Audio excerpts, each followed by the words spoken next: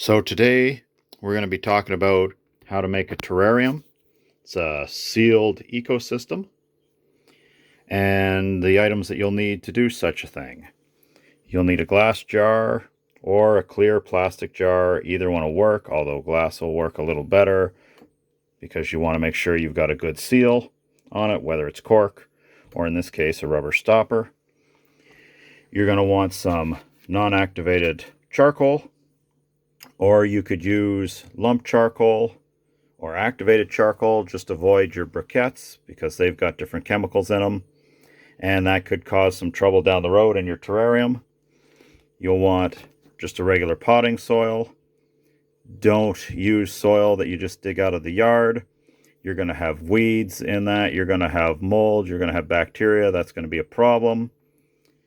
Something to squirt a little water into the terrarium. And then, of course, what you're going to plant in your terrarium.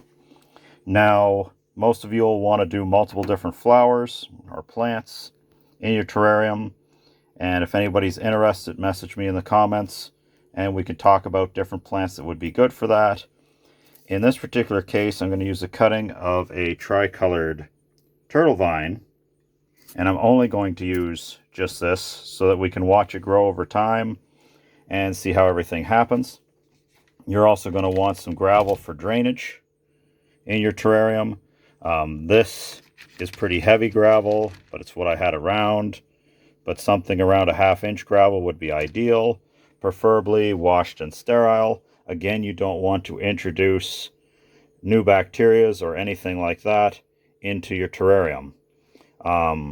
This was just gathered up from the floor of the greenhouse and then washed and sterilized, so there was no real cost there.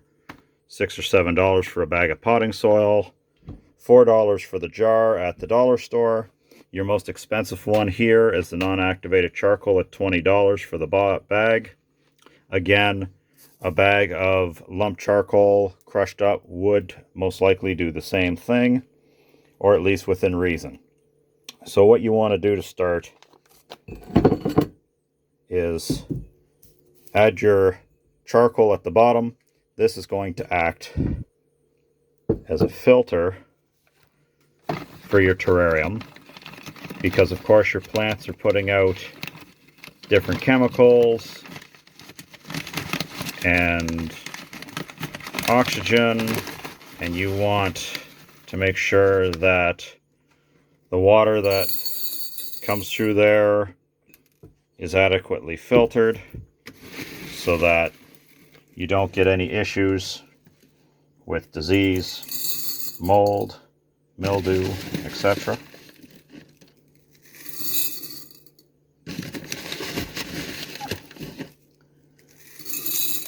And how much of this you use is going to depend on the size of your jar, the shape of your jar, etc.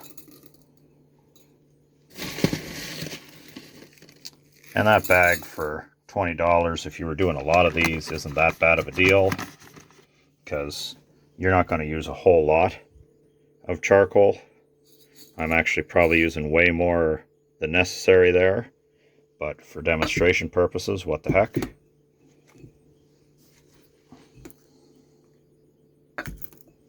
Okay, now we want to add our gravel for drainage.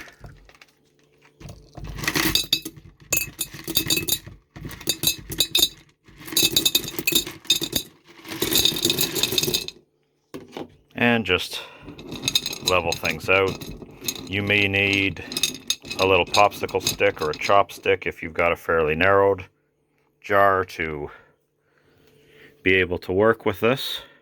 You can see your layers there. Again, yeah, I definitely got more than enough charcoal in there. Now we'll move over to our potting soil.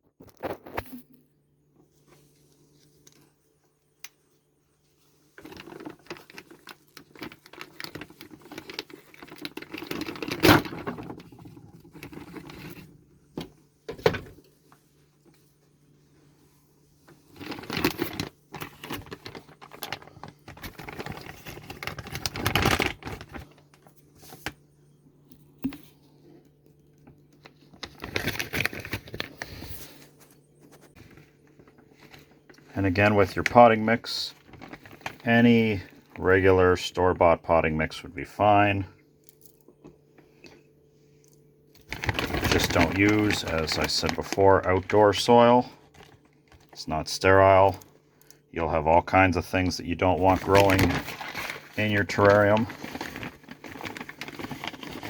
I like to pre-moisten the soil just so that it's fairly evenly moist before you put it in, but it's not necessary with terrarium.